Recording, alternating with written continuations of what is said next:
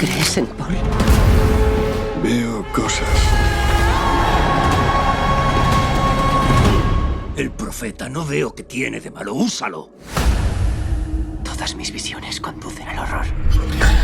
What a journey from part one to part two. The first one came out in the pandemic, and there was the hybrid release, and against all odds, it became a big success at the box office. I think it was because everyone understood that it was a cinematic event to be experienced on the big screen. So how do you take that experience into part two? How did that affect your approach to part two? The release of part one is true that it was pretty difficult. Where I was running with concrete, both feet into concrete. Like that it was like, but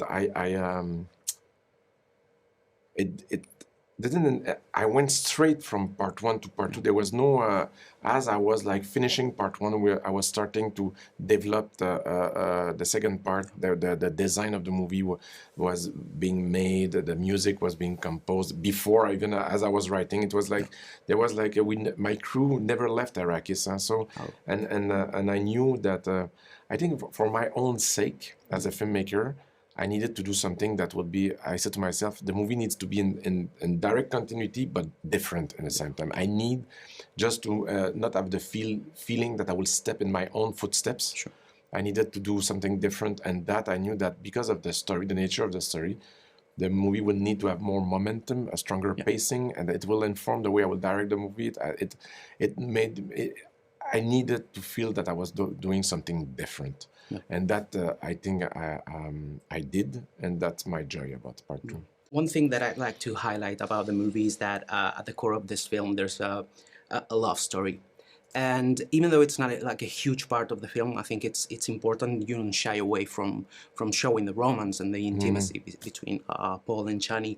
So what was it like, developing that aspect, and why was it important to show that in this film, especially at a time when blockbusters seem to run away from romance in a way? It's fundamental because through that relationship, I can express the whole tension of the movie, and through the way their relationship evolved and helped me to convey the ideas of Frank Herbert about making sure that the movie would be seen as a cautionary tale and not a celebration. It's really and that is why I developed a lot and worked a lot on Chani's character. That is slightly different from the book, and to make sure that she will bring that perspective on Paul's character, and that is fundamental. Yeah, but Dune is the whole movie structure on their love story. Yeah. So Dune is a very brave film in the way that it tackles themes like religion, faith, and fundamentalism, especially in this second part, as well as in the novel, of course.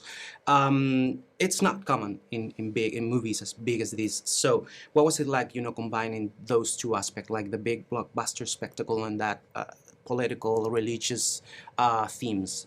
But all the themes, and they are like in the DNA of the project, and that this is because of those themes that we made those movies. It's like this is what is interesting about Dune, and the rest is there to help convey those themes, and it's like all the action scenes needed to be part of that DNA. So to make sense, they are not like detour or they are part of the DNA of the story. That I try to make sure that every action scene will have its own very specific meaning that will help to build the story toward the end. Yeah. A really quick final question about one technical aspect in particular of the film, the black and white. The black and white segment. Why did you choose to do that in black? Because I wanted the way Frank Herbert used ecosystems to inform us about the characters. How he explored the impact of nature on the psyche, on the cultures, on the beliefs, on the technology. it's something, when you want to know about the Fremen, you look at the desert. And I love that. I love how this exploration, and I thought that the book didn't tell us a lot about the Harkonnen world, and for me it's a world that is absolutely disconnected from nature. That it's a plastic world. And I wanted to have the same approach with Harkonnen, to give some insight on where are they coming from. How come they have this reflex, this sensibility? They're there to inform us about their political system, about their the way they perceive life, and I thought that the sun that will subtract color instead of revealing them will be an interesting insight. Oh, well, that's fascinating. I have to wrap it up. Thank you so much, Okay. Denis, for your time. It was a pleasure talking to you. Nice talking Pleasure to to you. meet you. Take care. Mira quién ha regresado de entre los muertos. Haré lo que sea necesario. Les hemos dado esperanza. ¡Eso no es esperanza!